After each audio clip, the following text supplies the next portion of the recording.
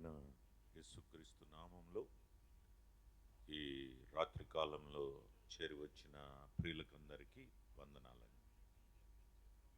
ఇది నాకు చివరి కూడిక కాబట్టి ఆహ్వానించినటువంటి ప్రియులు సేవకులు కృపకు అలాగే బాధ్యత కలిగినటువంటి సంఘ పెద్దలకు సంఘానికి ప్రభు నామంలో వందనాలు తెలియజేస్తూ ఉంటున్నాను. ప్రియులరా, ఈ రాత్రి కాలంలో క్లుప్తమైన సందేశాన్ని మనము విననై ఉంటూ ఉన్నాం. మరొక దాసులు నా తర్వాత మాట్లాడాలి కాబట్టి క్లుప్తంగా కొన్ని ప్రాముఖ్యమైనటువంటి సంగతులను మీకు తెలియజేసి నేను ముగిస్తాను. మన ధ్యానం ఎజ్రా గ్రంథము మీద మనము ధ్యానం చేస్తూ ఉన్నాం. 3వ అధ్యాయానికి రండి. 3వ అధ్యాయం మొదటి వచనం చదువుకుందాం.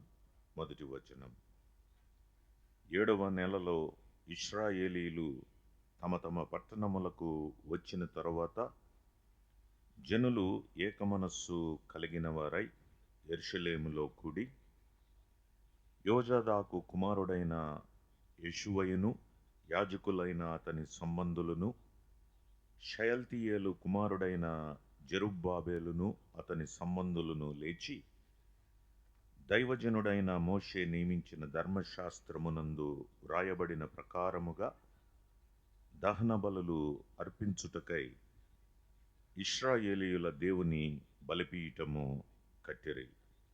3వ వచనం: వారు దేశమందు కాపురస్తులైన వారికి భయపడుచు ఆ బలిపీఠమును దాని పురాతన స్థలమున నిలిపి దాని మీద ఉదయమునను అస్తమయమునను యెహోవాకు దహన బలులు అర్పించుచు వచ్చిరి. 6వ వచనం: 7వ నెల మొదటి దినము నుండి యెహోవాకు దహన బలులు అర్పింప మొదలుపెట్టిరి.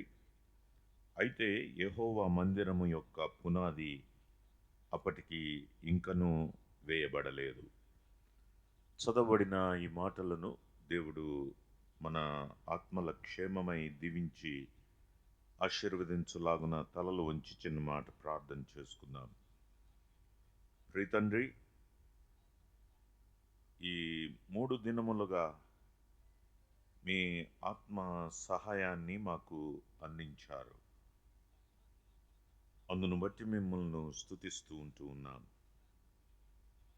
ఏ యోగ్యత లేనటువంటి మమ్ములను ప్రేమించి మీ ప్రియకుమారుని మరణ పునరుద్ధానములను విశ్వసించిన మమ్ములను రక్షించి దేవునితో మమ్ములను సమాధానపరిచి ఇలాగూ సహవాసం చేయడానికి కృపను దయచేశారు. తండ్రి, మా ఆత్మీయ జీవితాలకు అవసరమైన ప్రతి మాటను అనుగ్రహిస్తూ ఆత్మీయ ఆహారముతో మమ్ములను పోషిస్తున్నందుకై మీకు వేలాది స్తుతులు స్తోత్రములు చెల్లించుకుంటూ ఉన్నాం.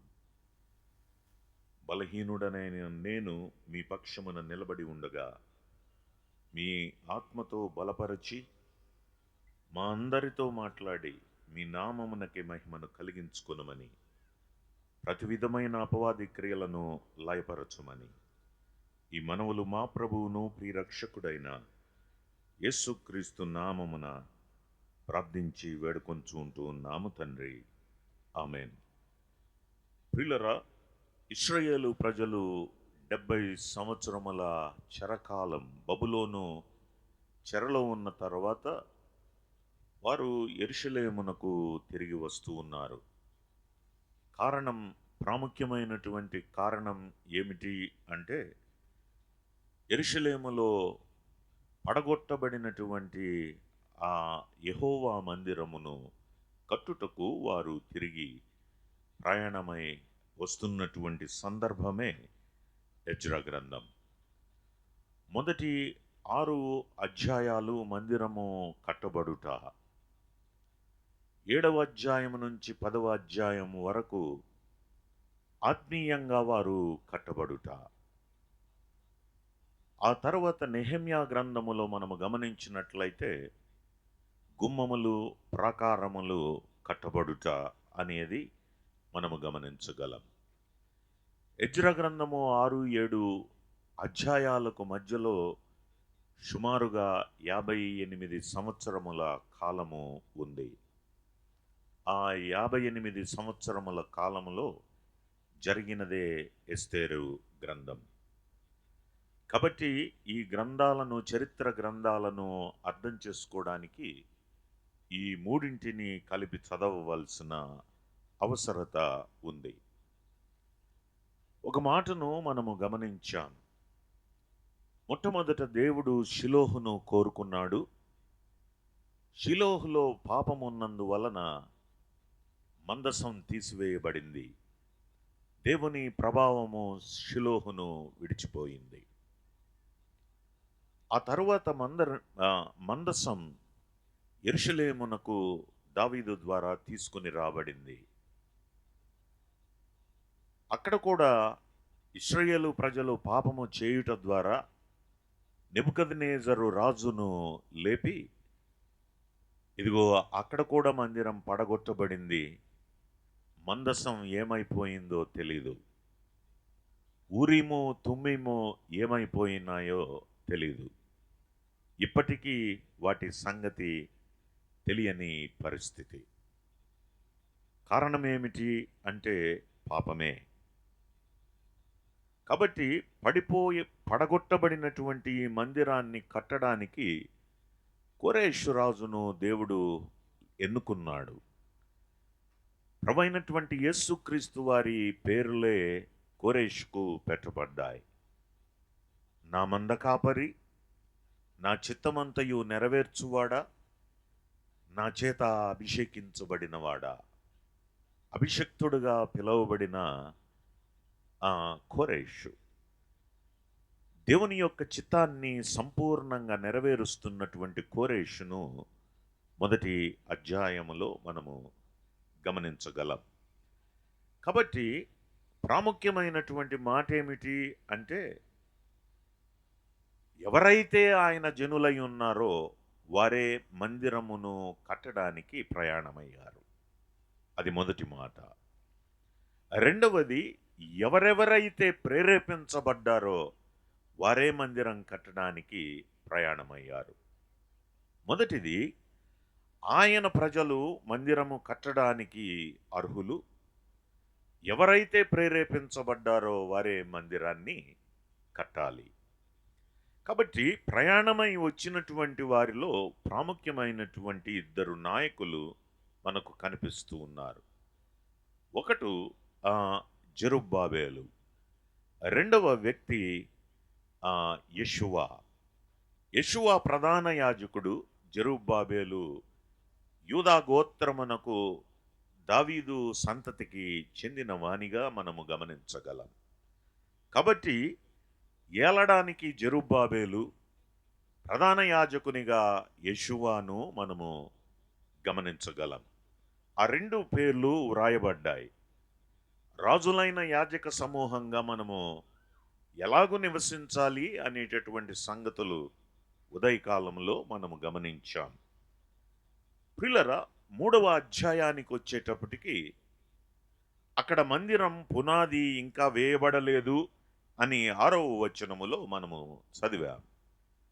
కానీ మొట్టమొదట మందిరం పునాది వేయబడక ముందు, మందిరము కట్టబడక ముందు ఏమి కట్టబడుతూ ఉన్నది అని మనము చూచినట్లయితే 2వ వచనములో దహన బలులు అర్పించడానికి వారు బలిపీఠమును కట్టిరి. బలిపీఠము అనేటటువంటిది దేవునితో ఉండేటటువంటి సత్సంబంధాన్ని తెలియజేస్తూ ఉన్నది. దేవునితో ఉండేటటువంటి సన్నిహిత సంబంధాన్ని తెలియజేస్తూ ఉంది. అంత మాత్రమే కాదు, బలిపీఠము అనేటటువంటిది ఆరాధనను తెలియజేస్తూ ఉంది. కాబట్టి మందిరము కట్టబడక ముందు మొట్టమొదట ప్రారంభమైనది ఏమిటి అంటే ఆరాధన అనేది మనము చూస్తూ ఉన్నాం. ప్రియులరా, ఒక్క సంగతి ఇక్కడ హెచ్చరికగా చూచి మనము దాటి వెళ్దాం. మొదటి వచనము చూచినట్లయితే 7వ నెలలో ఇశ్రాయేలీయులు తమ తమ పట్టణములకు వచ్చిన తరువాత జనులు ఏకమనస్సు కలిగిన వారై యెరూషలేములో కూడి, వారందరూ చేరి వస్తూ ఉన్నారు. ఏక మనస్సుతో కూడి ఎంతమందో గమనించండి. 2వ అధ్యాయములో ఒక లెక్క వ్రాయబడి ఉంటుంది. 64వ వచనం. సమాజము యొక్క లెక్క మొత్తము 42,360 మంది ఆయను. ఆ తర్వాత 65వ వచనములో వీరుగాక వీరి దాసులను దాసురాండ్రును 7,337. ప్రియులరా, గమనించండి. మొట్టమొదటిది 42,360, రెండవ సంఖ్యేమో 7,367. కూడితే ఎంత వస్తుంది? 49,697. 49,697 మంది ఎలాగూ కూడి వచ్చారట? ఏక మనస్సుతో కూడి వచ్చారు. ఎందుకోసం వచ్చారు? బలిపీఠమును కట్టుటకు. ప్రియులరా, ఆరాధనకు అవసరమైనటువంటిది ఏమిటి అంటే ఏక మనస్సు అనేది అవసరమై ఉంటూ ఉన్నది. ఇక్కడ మన సంఘాలను మనము గమనించినట్లయితే ప్రియులరా, 50 మంది కూడా ఉండడం లేదు, కానీ సంఘములో భిన్నాభిప్రాయాలు ఉంటూ ఉన్నాయి. పెద్దలకు పొసగని పరిస్థితి, పెద్దలకు సంఘ సభ్యులకు పొసగని పరిస్థితి, భార్య భర్తలకు పొసగని పరిస్థితి. అమ్మా, ఇక్కడ జాగ్రత్తగా వినండి. భార్య భర్తలకు సరైనటువంటి సత్సంబంధము లేనటువంటి పరిస్థితి, సమాధానము సంఘములో లోపిస్తున్నటువంటి పరిస్థితి. ఇక్కడ 50 మంది లేని సంఘములో కూడా ఇటువంటి సమస్యలు ఉన్నాయి. కానీ ఇక్కడ ఇశ్రాయేలు ప్రజలు తిరిగి వచ్చినటువంటి వారి సంఖ్య 49,697 కాగా వీరందరూ ఏక మనస్సుతో సమాజముగా కూడి వస్తూ ఉన్నారు. ఎందుకోసం? బలిపీఠమును కట్టుటకు ఏక మనస్సు కలిగినటువంటి వారై. సంఘాలలో ఉన్నటువంటి లోటు ఇది సుమా. ప్రియులరా, జనులైనటువంటి వారు మందిరము కట్టడానికి వస్తూ ఉన్నారు. ప్రేరేపించబడినటువంటి వారు అక్కడికి వస్తూ ఉంటూ ఉన్నారు. యాజకుడు ఉన్నాడు, రాజు ఉన్నాడు. రాజులైన యాజక సమూహంగా మనము ఆత్మ సంబంధమైన మందిరము కడుతూ ఉంటూ ఉండగా ఇక్కడ ఆరాధన చేయడానికి లేక బలిపీఠము కట్టడానికి అవసరమైనటువంటి లక్షణము ఏమిటి? ఏక మనస్సు. ఎప్పుడైతే ఇది లోపిస్తూ ఉందో ప్రియులారా, మన ఆరాధన సరి అయినటువంటిదిగా ఉండదు. పరిశుద్ధాత్ముడు మనకు ఎందుకు ఇవ్వబడ్డాడు అని ఆలోచన చేసినట్లయితే రండి, ఎఫెసీయులకు రాసినటువంటి పత్రిక 4వ అధ్యాయములో మనము మొదటి మాటను గమనించినట్లయితే చూడండి. 4వ అధ్యాయము మొదటి వచనం. కాబట్టి మీరు సమాధానమను బంధము చేత ఆత్మ కలిగించు ఐక్యమును కాపాడుకొనుటయందు శ్రద్ధ కలిగిన వారై ప్రేమతో ఒకనిని ఒకడు సహించుకొనుచు మీరు పిలువబడిన పిలుపుకు తగినట్లుగా దీర్ఘశాంతముతో కూడిన సంపూర్ణ వినయముతో సాత్వికముతోనూ నడుచుకొనవలనని ప్రభువును బట్టి ఖైదీనైన నేను మిమ్మలను బ్రతిమాలు కొనుచున్నాను. ప్రియులారా, గమనించండి. అపోస్తలుడైనటువంటి పౌలు సంఘములో జరుగుతున్నటువంటి కార్యాన్ని గురించి వివరిస్తూ ఉన్నాడు. సమాధానమను బంధము మనము కలిగి ఉన్నటువంటి వారంగా ఉంటూ ఉన్నాం. ఇక్కడ ఆ మాటను జాగ్రత్తగా గమనించాలి. కాబట్టి మీరు సమాధానమను బంధము చేత ఆత్మ కలిగించు ఐక్యమును కాపాడుకొనుట యందు శ్రద్ధ కలిగిన వారై. కాబట్టి ఐక్యత, సమాధానము అనేది పరిశుద్ధాత్ముడు కలిగించినటువంటి వానిగా ఉండాలి. సమాధానం అనేది మనలో ఉంది. కానీ విశ్వాసుల యొక్క బాధ్యత ఏమిటి? ఆ ఐక్యమును కాపాడుకొనుట యందు శ్రద్ధ.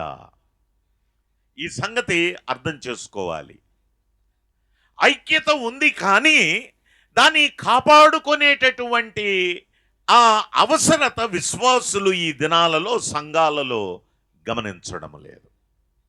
అందుకోసమే అపోస్తలుడైనటువంటి పౌలు, నేను బ్రతిమాలుకొనుచున్నాను, మీరు ఒకరినొకరు సహించుకొనుచు ప్రేమ కలిగినటువంటి వారై సంపూర్ణ వినయముతో నడుచుకోవాలి అని బ్రతిమలాడుతూ ఉన్నాడు.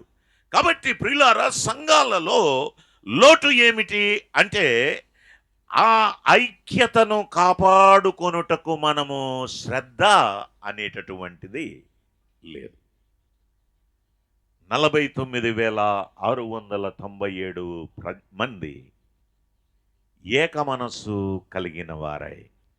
ఎందుకోసం? 70 సంవత్సరాలు ఆరాధన లేదు.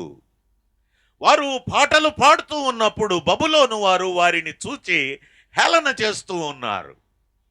ఇదిగో వారు పాటలు పాడడం మానివేశారు. ఆరాధన అనేటటువంటిది లేదు, బలులు అనేటటువంటివి లేవు.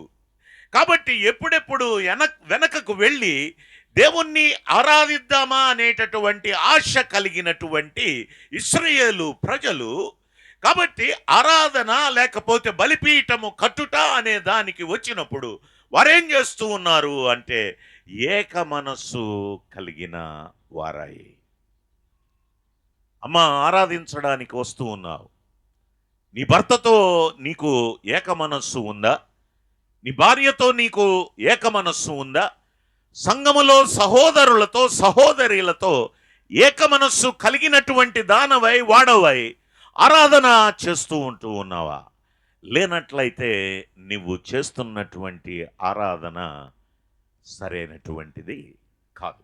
రండి, మత్తయి సువార్త 5వ అధ్యాయములో ఒక మాటను గమనిద్దాం. మత్తయి సువార్త 5వ అధ్యాయం. ఆరాధన బలి అర్పించడానికి నువ్వు చేరి వచ్చినప్పుడు నీలో ఉండవలసినటువంటి లక్షణమేమిటి అనేటటువంటిది అక్కడ తేటగా వివరణ మనము గమనించగలం. 23వ వచనము గమనించండి. 5వ అధ్యాయము 23వ వచనం. కావున నీవు బలిపీఠమునొద్ద అర్పణము అర్పించుచుండగా నీ మీద నీ సహోదరునికి విరోధమేమైనను కలదని అక్కడ నీకు జ్ఞాపకము వచ్చిన ఎడల అక్కడ బలిపీఠము నెదుటనే నీ అర్పణము విడిచిపెట్టి మొదట వెళ్ళి నీ సహోదరునితో సమాధానపడుము, అటు తరువాత వచ్చి నీ అర్పణము అర్పింపుము. ప్రియులారా, ఒక ప్రిన్సిపల్ ఇక్కడ గమనిస్తూ ఉంటూ ఉన్నాం. బలి అర్పించడానికి వచ్చినటువంటి ఒక వ్యక్తి యొక్క ప్రవర్తన ఎలాగుండాలో ఇక్కడ వివరిస్తూ ఉంటూ ఉన్నాడు. అతడు అర్పణ అర్పిస్తూ ఉంటుండగా అతనికి జ్ఞాపకం వచ్చిందేంటి? నా సహోదరునికి నా మీద ఏదో ఉంది అన్నప్పుడు అతడు చేయవలసినది ఏమిటి అంటే మొదట అర్పణను విడిచిపెట్టాలి, అతని సహోదరుని దగ్గరకు వెళ్ళాలి, అతని సహోదరునితో సమాధాన పడాలి, ఆ తర్వాతే వచ్చి అర్పణ అర్పించాలి. ఈ దినాలలో పరిస్థితులు ఎలాగున్నాయి అంటే, నాకు దేవునికి సరిగా ఉందిలేనా, ఈ సహోదరునితో బాగలేకపోయినా పర్వాలేదు, దేవుడు నన్ను క్షమించేశాడులేన్నా పర్వాలేదు అన్నట్టుగా ఆలోచన చేస్తూ ఉన్నారు. ప్రియులారా గమనించండి, గాడ్స్ ప్రిన్సిపల్, దేవుని యొక్క వాక్యము సెలవిస్తూ ఉంటూ ఉన్నది. దేవునితోనే కాదు, నీ తోటి సహోదరునితో సహోదరితో నీ సమాధానము కూడా సరి అయినటువంటిదిగా ఉండాలి. అప్పుడే అర్పణ అర్పించాలి. ఇశ్రాయేలు ప్రజలు సంఖ్య పెద్దదైనప్పటికీ ఇదిగో వారు ఏక మనస్సుతో కూడి వచ్చి ఆరాధన చేస్తూ ఉన్నారు. ప్రియులారా, ప్రశ్న, నీవు నేను చేసేటటువంటి ఆరాధన ఎలాగుంది అనేది మనలను మనము ప్రశ్నించుకొనవలసినటువంటి అవసరత ఉంటూ ఉన్నది. రెండవదిగా మనము గమనించినట్లయితే ఇక్కడ 2వ వచనములో బలిపీఠాన్ని కట్టారు. బలిపీఠం ముగించబడింది. ఎలాగూ వారు బలిపీఠమును కట్టారు అంటే చూడండి, 2వ వచనములో ఒక మాటను మనము గమనించాలి. మధ్య భాగం, దైవజనుడైన మోషే నియమించిన ధర్మశాస్త్రమునందు వ్రాయబడిన ప్రకారముగా దహన బలులు అర్పించుటకై ఇశ్రాయేలీయుల దేవుని బలిపీఠమును కట్టిరి. ప్రియులారా, ఆ దహన బలులు అర్పించడానికి ఏ విధంగా దహన బలిపీఠము ఉండాలో ఆ బలిపీఠము మోషే ధర్మశాస్త్రములో ఏ విధంగా వ్రాయబడి ఉందో దాని ప్రకారమే వీరు బలిపీఠాన్ని కడుతూ ఉంటూ ఉన్నారు. కాబట్టి మనము నేర్చుకోవలసినటువంటి ప్రిన్సిపల్ ఏమిటి అంటే, మొట్టమొదటిది, మందిరం కట్టబడడానికి దేవుని ప్రజలై ఉండాలి. రెండవది, దేవుని చేత ప్రేరేపించబడినటువంటి వారై ఉండాలి. వారు ప్రయాసపడి ప్రయాణం చేసి ఇదిగో దేవుడు ఏర్పాటు చేసినటువంటి స్థలానికి వారు రావాలి. వారు బలిపీఠము కట్టనై ఉంటూ ఉండగా వారు ఏకమనస్సు కలిగినటువంటి వారై ఉండాలి. ఆ తరువాత మనము గమనించినట్లయితే వారు ఏ విధంగా కడుతూ ఉన్నారు అంటే, మోషే వ్రాసినటువంటి ధర్మశాస్త్రము ప్రకారము వారు బలిపీఠమును కడుతూ ఉన్నారు. ఆరాధనకు ప్రామాణికము ఏమిటి? ఆరాధనకు ప్రామాణికము ఏమిటి? దేవుని వాక్యమే ప్రామాణికము. ప్రియులారా, వీరు చేస్తున్నటువంటి ప్రతి పని ఇదిగో దేవుని వాక్యాన్ని బట్టే వారు చేస్తూ ఉన్నట్టుగా మనము గమనించగలం. చూడండి, 4వ వచనానికి రండి. 4వ వచనం, మరియు గ్రంథమును బట్టి వారు పర్ణశాలల పండుగను నడిపించి ఏ దినమునకు నియమింపబడిన లెక్క చొప్పున ఆ దినపు దహన బలిని విధి చొప్పున అర్పింపసాగిరి. ప్రియులారా గమనించండి, ఇక్కడ పర్ణశాలల పండుగ ఎలాగూ జరుపుకుంటూ ఉన్నారు? గ్రంథమును బట్టి, గ్రంథములో రాయబడిన దానిని బట్టి, ఆరాధన గ్రంథమును బట్టి. ఇదిగో ఏదైతే వాక్యము సెలవిస్తూ ఉన్నదో వాక్యాన్ని బట్టే వారు ఆరాధన చేస్తూ ఉన్నారు. వారు అర్పించేటటువంటి బలులు దేనిని బట్టి అంటే గ్రంథమును బట్టే. గ్రంథములో ఏమి వ్రాయబడ్డాయో దానిని బట్టే. ఈ దినాలలో మన ఆరాధన, మన అర్పణ ప్రియులరా నైపుణ్యముతో కూడినటువంటివిగా ఉంటూ ఉన్నాయి. ప్రభువైనటువంటి యేసుక్రీస్తు వారి తలంపులు ఉండడం లేదు, కానీ మన సొంత ఆలోచనలతో నింపబడి మనము ఆరాధన చేసేటటువంటి వారంగా మనమున్నాం. కొద్దిమంది అయితే మందిరానికి వస్తారు, మందిరంలో కూర్చుంటారు, కానీ ఆలోచన ఆయా పనుల మీద ఉంటూ ఉన్నాయి. ప్రియులరా, ఇక్కడ అయితే ఇశ్రాయేలు ప్రజలు వారు చేరిరాగా బలిపీఠము వాక్యమును బట్టి, వారి బలులు వాక్యమును బట్టి, కాబట్టి వారు చేస్తున్నటువంటి పనులన్నీ వాక్యమును బట్టే. కాబట్టి వారు దేనికి ప్రాధాన్యతను ఇస్తున్నటువంటి వారుగా ఉన్నారు అంటే వాక్యమే వారి జీవితాలకు ప్రాధాన్యత, ప్రాముఖ్యత. ఈ దినాలు సంఘాలు కట్టబడకపోవడానికి, లేకపోతే సంఘాలు ఎదగకపోవడానికి, అనేక ఆత్మలు సంఘములో చేర్చబడకపోవడానికి కారణము ఏమిటి అంటే వాక్యము మీద ఆధారపడకుండా, దేవుని మీద ఆధారపడకుండా మన సొంత ప్రయత్నాలు చేయడమే. ఇశ్రాయేలు ప్రజలు దేవుని వాక్యమును బట్టి మందిరాన్ని కడుతూ ఉన్నారు. వారి ఆరాధన ప్రియులర వాక్యమును బట్టే. చూడండి, వాక్యమును బట్టి వారు పని చేస్తూ ఉంటుండగా, ఇదిగో వారు చేస్తున్నటువంటి మరొక పనిని గమనించండి. నేను త్వరగా దాటి వెళ్తూ ఉన్నాను, ఎందుకంటే సమయం లేదు. కాబట్టి 10వ వచనానికి రండి. 10వ వచనం, 3వ అధ్యాయము 10వ వచనం. శిల్పకారులు యెహోవా మందిరము యొక్క పునాదిని వేయుచుండగా ఇశ్రాయేలీయులు రాజైన దావీదు నిర్ణయించిన విధి చొప్పున తమ వస్త్రములు ధరించుకొనిన వారై యాజకులు బాకాలతో ఆసాపు వంశస్థులకు లేవీయులు చేయి తాళములతోనూ నిలువుబడి యెహోవాకు స్తోత్రము చేసిరి. మందిరము పునాది కట్టబడుతూ ఉంటుండగా ఇశ్రాయేలు ప్రజలు ఏం చేస్తూ ఉన్నారు? స్తోత్రము చేయుచుండిరి. Pricing God. ప్రియులరా, విశ్వాస జీవితాలు పని జరుగుతూ ఉంటుండగా, ఇదిగో పనిలో దేవునిని స్తుతిస్తూ పనిని కొనసాగించడము అనేటటువంటిది మనము గమనించగలం. ఒక సందర్భాన్ని జ్ఞాపకం చేస్తాను, ఇక్కడ వినండి. ఎరికో పట్టణం, ఇదిగో దానిని దాటి వెళ్ళాలి. ఇదిగో కోట గోడలు, అవి చాలా వెడల్పైనటువంటి కోట గోడలు.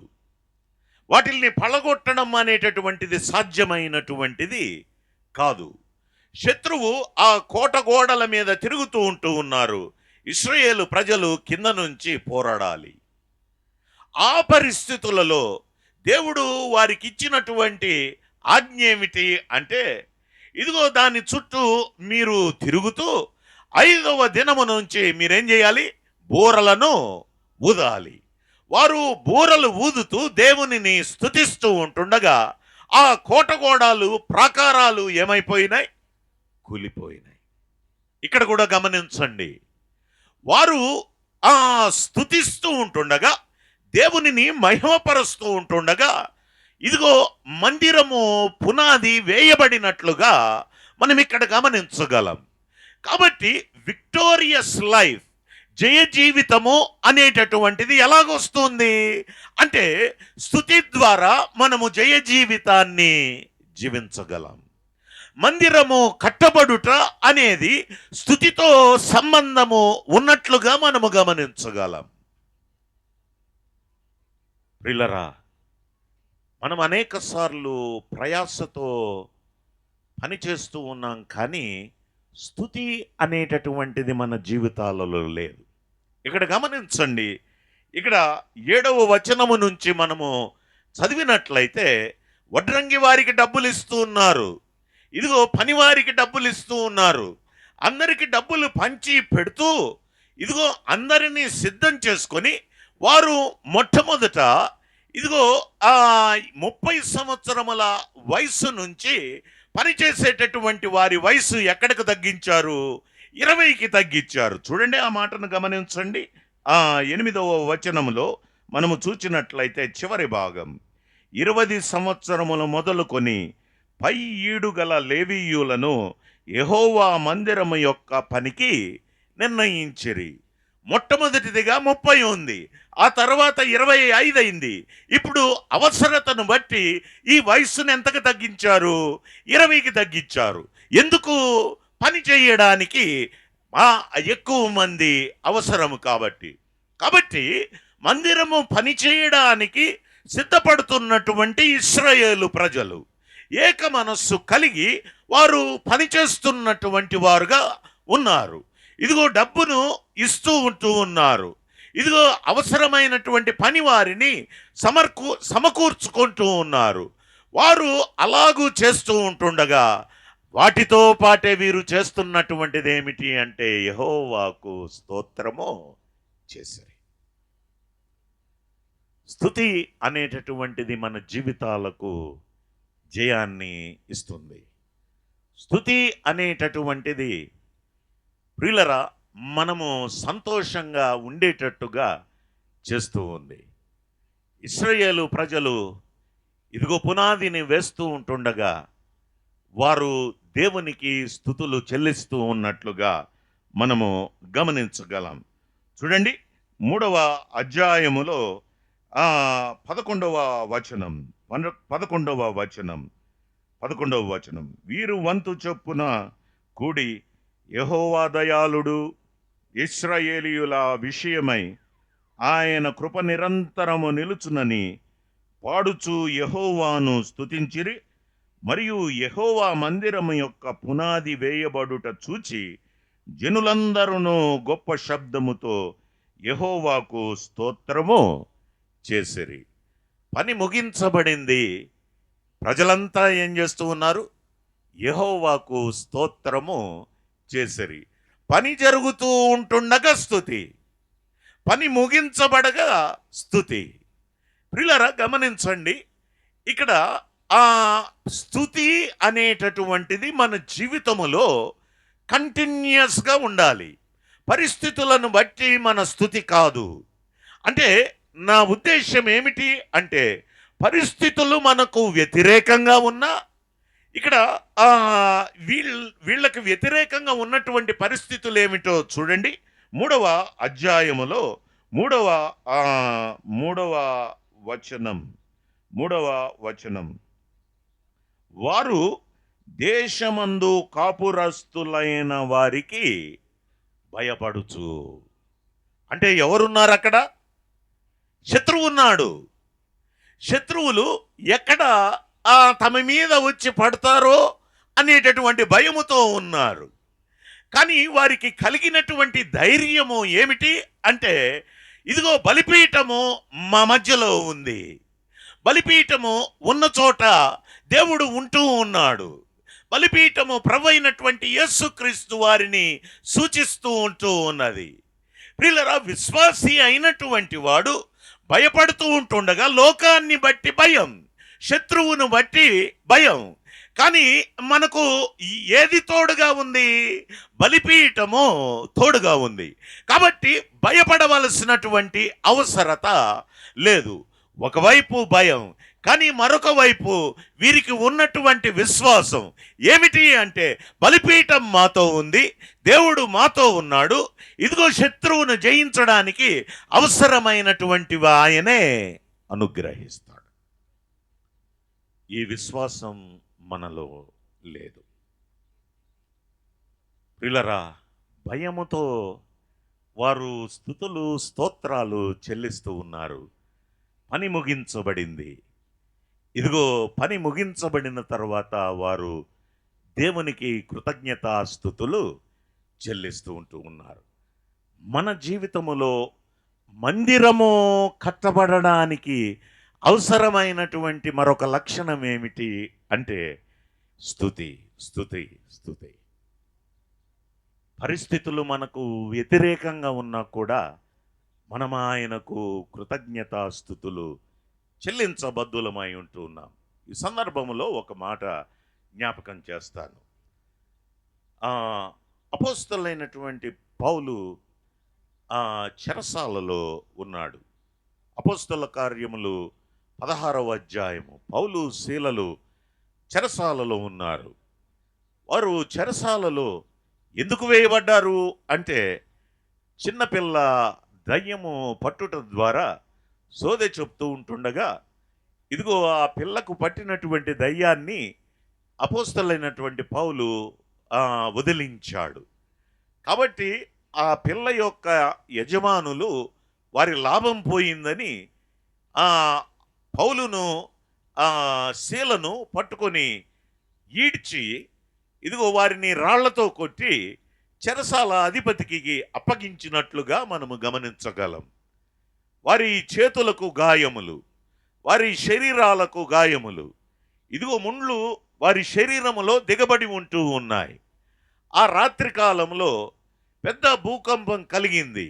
ఎప్పుడు అంటే ప్రియులారా, వారు పాటలు పాడుతూ ప్రార్థన చేస్తూ ఉంటుండగా, వారు ఇదిగో గాయాలై రక్తం కారుతూ ఉంటూ ఉంది. ఆ పరిస్థితుల్లో వారు చేస్తున్నటువంటి పని ఏమిటి అంటే దేవునికి కృతజ్ఞతాస్తుతులు చెల్లిస్తూ ఉన్నారు.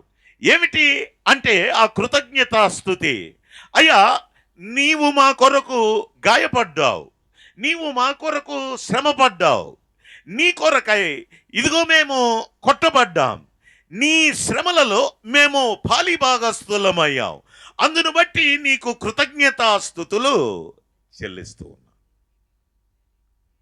శ్రమలలో సంతోషిస్తున్న విశ్వాసులు, రాజులైన యాజక సమూహం. ప్రియులారా, పరిస్థితులు భిన్నంగా ఉన్నప్పుడు కృంగిపోతూ ఉన్నాం.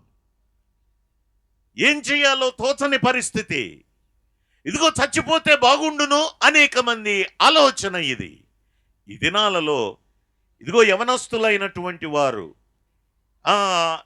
లవ్ ఫెయిల్యూరు లేకపోతే మొబైల్లు చూసి వారు వెంటనే ఆలోచిస్తున్నది ఏమిటి అంటే మందు దాగి చచ్చిపోదాం, లేకపోతే ఎక్కడన్నా ట్రైన్ కింద పడి చచ్చిపోదాం, ఇంటిలో నుంచి పారిపోదాం అనేటటువంటి భిన్నమైనటువంటి ఆలోచనలు ఉంటూ ఉన్నాయి.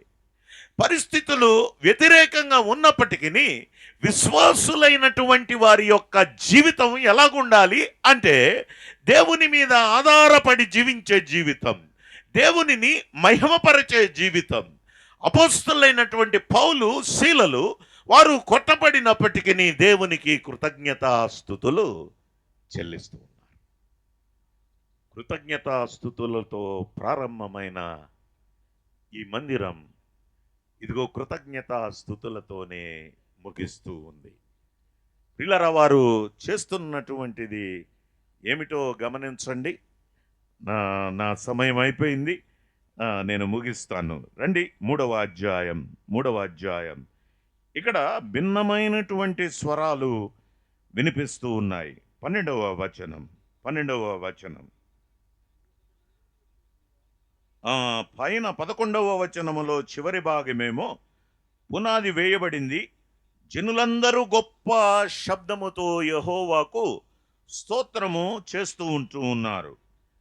కానీ 12వ వచనములో మనము గమనించినట్లయితే ఇక్కడ వృద్ధులైనటువంటి వారేం చేస్తూ ఉన్నారు అంటే ఇప్పుడు వేయబడిన ఈ మందిరము యొక్క పునాదిని చూచి గొప్ప శబ్దముతో ఏడ్చిరి.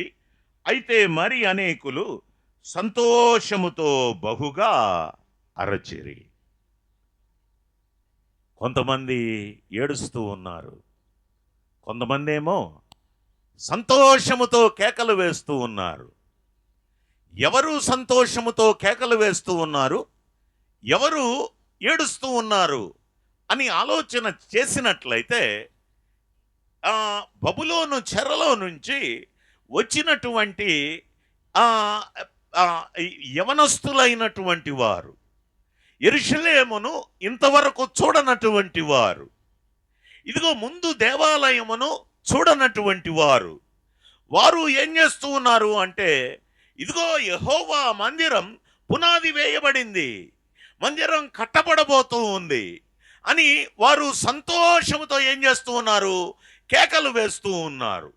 ఎవరైతే సొలొమోను మందిరాన్ని చూచారో ఆ మందిరం యొక్క ఘనతను, ఆ మందిరం యొక్క మహిమను ఎవరైతే చూచారో ఈ మందిరము పునాది అంత ఘనంగా లేదే అని కొంతమంది ఏం చేస్తూ ఉన్నారు? ఏడుస్తూ ఉన్నారు. భిన్నమైన స్వరాలు వినిపిస్తూ ఉన్నాయి. ప్రియులారా, పాతదానిని తలుచుకొని ఇదిగో వారు ఏడుస్తున్నటువంటి వారుగా ఉన్నారు. క్రైస్తవ జీవితం అలాగ ఉండకూడదు. ప్రియులారా, అపోస్తలులైనటువంటి పౌలు ఫిలిప్పీ పత్రికలో మనము గమనించినట్లయితే వెనుక ఉన్నవి మరచి ఏం చేయాలి? ముందున్న వాటి కొరకై వేగిరపడచ్చు, గురి యొద్దకే మనము పరిగెత్తాలి అని హెచ్చరిస్తూ ఉన్నాడు. అంటే మనము ఏవైతే వెనుక మనకు ఇష్టం కానటువంటివి అవన్నీ జరిగి ఉంటూ ఉన్నాయో, మన ఫెయిల్యూర్స్ ఏవేవైతే ఉన్నాయో, పరీక్షలు సరిగా రాయలేదు, లవ్ ఫెయిల్యూరు, ఇదిగో ఇటువంటివన్నీ ఆలోచన చేస్తూ ఈ ఆలోచనలతో కృంగిపోతున్నటువంటి విశ్వాసులు. అపోస్తలుడైనటువంటి పౌలు అంటూ ఉన్నాడు, వెనుక ఉన్నవి మరచి. ఇదిగో వృద్ధులైనటువంటి వారు ఏడుస్తూ ఉన్నారు. క్రొత్తగా వచ్చినటువంటి వారు మందిరం పునాది వేయబడుట చూచి సంతోషిస్తూ ఉన్నారు. ప్రియులరా, కాబట్టి మనము ఈ మాటను బట్టి మనము నేర్చుకొనవలసినటువంటి పాఠం ఏమిటి అంటే, ఇదిగో మనము ఏదైతే మనము చేయలేకపోయామో దానిని బట్టి ఏడుస్తూ కూర్చోక గురి వైపుకు పరిగెత్తాలి, వెనక ఉన్నవి మరిచిపోవాలి. వెనుక వైపు మనము చూస్తూ ఉన్నట్లయితే మనము ముందుకు పరిగెత్తలేము. కాబట్టి మనము చూడవలసినది దేని వైపు? గురి వైపే. What is my goal? నా గోల్ను నేను రీచ్ కావాలి. రీచ్ కావాలంటే వెనకవి చూడకూడదు, నా కాళ్ళను చూడకూడదు, ప్రక్కకి అటు ఇటు చూడకూడదు. నాకు కనిపించవలసినది గురి మాత్రమే. ఎప్పుడైతే ఈ విధంగా మనము మన విశ్వాస జీవితములో పరిగెడతామో గురిని మనము చేరుకోగలం. పిల్లర గమనించండి, తర్వాత మందిరం ఇక్కడ 4వ అధ్యాయములో చూచినట్లయితే ఎన్నో శ్రమలు ఉన్నట్లుగా మనము గమనించగలం. కానీ 5వ అధ్యాయములో ఒక్క మాటను నేను చూపించి ముగిస్తాను. 5వ అధ్యాయం 4వ అధ్యాయం 24వ వచనములో దేవుని మందిరపు పని నిలిచిపోయెను అని మనము గమనిస్తాం. 5వ అధ్యాయము 1వ వచనము చూడండి. ప్రవక్తలైన హగ్గయియు, ఇద్దో కుమారుడైన జకర్యాయు యూదా దేశమునందును యెరూషలేమునందును ఉన్న యూదులకు ఇశ్రాయేలీయుల దేవుడైన యెహోవా నామమును ప్రకటింపగా 2వ వచనం మధ్య భాగం, యెరూషలేములో నుండి దేవుని మందిరము కట్టనారంభించిరి, మరియు దేవుని ప్రవక్తలు వారితో కూడా నుండి సహాయము చేయుచు వచ్చిరి. ఎవరెవరున్నారు? హగ్గయి ఉన్నాడు, జకర్యా ఉన్నాడు. మందిరం పని ఆగిపోయింది. సుమారుగా పునాది వేయబడి 18 సంవత్సరాలు మందిరం కట్టబడలేదు. ఈ మధ్యలో వీరేం చేస్తూ ఉన్నారు అంటే తమ ఇల్లు కట్టుకుంటూ ఉన్నారు. అందుకే హగ్గయి గ్రంథములో మనము గమనించినట్లయితే హగ్గయి వారిని హెచ్చరిస్తూ ఉన్నాడు, దేవుని మందిరం పాడై ఉండగా మీరేం చేస్తూ ఉన్నారు? సరంబి వేసిన గృహములలో మీరు నివాసము చేస్తూ ఉన్నారు. ప్రియులారా, దేవుని మందిరం ఆగిపోయింది. అప్పుడు హగ్గయి చేస్తున్నటువంటి పని ఏమిటి అంటే, హగ్గయి జకర్యా ఇశ్రాయేలు ప్రజలకు యెహోవా నామమును ప్రకటించగా వారితో కలిసి పని చేస్తూ ఉంటుండగా మందిరము పని ఏమైంది? మరలా ప్రారంభమైంది. ప్రశ్న, ప్రకటించేవారు అవసరం. మందిరము కట్టబడడానికి ప్రకటించేవారు అవసరం, పనిచేసేవారు అవసరం. ఈ దినాలలో కరువేమిటి అంటే పనిచేసేవారు సంఘాలలో తక్కువైపోయారు, పెత్తనాలు చేసేవాళ్ళు ఎక్కువైపోయారు. ప్రియులారా, అందుకే ఎక్కడ వేసిన గొంగలి అక్కడే అన్నట్టుగా సంఘాలు ప్రారంభం ఎలాగనో ముగింపులు కూడా అలాగే ఉంటూ ఉన్నాయి. ఆత్మలు చేర్చబడడం లేదు, సువార్తను ప్రకటించడము లేదు. సర్వలోకమునకు వెళ్ళి సర్వ సృష్టికి సువార్తను ప్రకటించండి, ఆత్మ సంబంధమైన మందిరం కట్టబడాలి అని మనము హెచ్చరించబడి ఉంటూ ఉండగా దానికి మనము లోబడము లేదు. మందిరాలు కట్టబడడం లేదు. నేను ముగిస్తూ ఉంటూ ఉన్నాను. మందిరం కట్టబడడానికి మరొక మూల కారణం ఏమిటి అంటే, హగ్గై, జకర్యాలు యెహోవా నామమును ప్రకటించారు, ప్రజలతో కలిసి పని చేస్తూ ఉన్నారు. కాబట్టి మందిరం పని 6వ అధ్యాయములో ముగించబడినట్లుగా మనము గమనించగలం. కాబట్టి మందిరము కట్టబడడానికి అవసరమైనటువంటి కొన్ని ప్రిన్సిపల్స్ అనేటటువంటివి మనము ఈ ఎజ్రా గ్రంథము మొదటి 6 అధ్యాయాలలో గమనించగలం. కాబట్టి ప్రియులారా, ఆయన పిలిచినటువంటి వారు, ఆయన ప్రజలైనటువంటి వారు, ఇదిగో వారు ఏక మనస్సు కలిగి ఆరాధన, దేవునితో సన్నిహిత సంబంధం కలిగి దేవుని వాక్యము ఆధారంగా దేవునిని ప్రతి పరిస్థితులలో స్తుతులు చెల్లిస్తూ ఇదిగో వారు మందిరాన్ని కడుతూ ఉన్నారు. ప్రవక్తలు ఉన్నారు, దేవుని వాక్యము, దేవుని నామము ప్రకటించబడుతూ ఉంటుండగా మందిరము కట్టబడింది. అలాగైతే మన మందిరాలు ఎలాగూ కట్టబడుతూ ఉన్నాయి? మన సామర్థ్యమా? కాదు సుమా, కట్టేవాడు దేవుడే. ఇదిగో మనము ఆయనతో కూడా జతపని వారం. ప్రయాసపడవలసినటువంటి బాధ్యత నీ మీద, నా మీద, మన అందరి మీద ఉంది. అలాగూ ప్రయాసపడడానికి, దేవుని ఆత్మ సంబంధమైన మందిరం కట్టబడడానికి ప్రభువు తన ఆత్మ ద్వారా మనకు సహాయము చేయునుగాక. దేవుడు ఈ మాటలను మన కొరకై దీవించి ఆశీర్వదించునుగాక. తలలు ఉంచినట్లయితే ప్రార్థన చేసుకుందాం.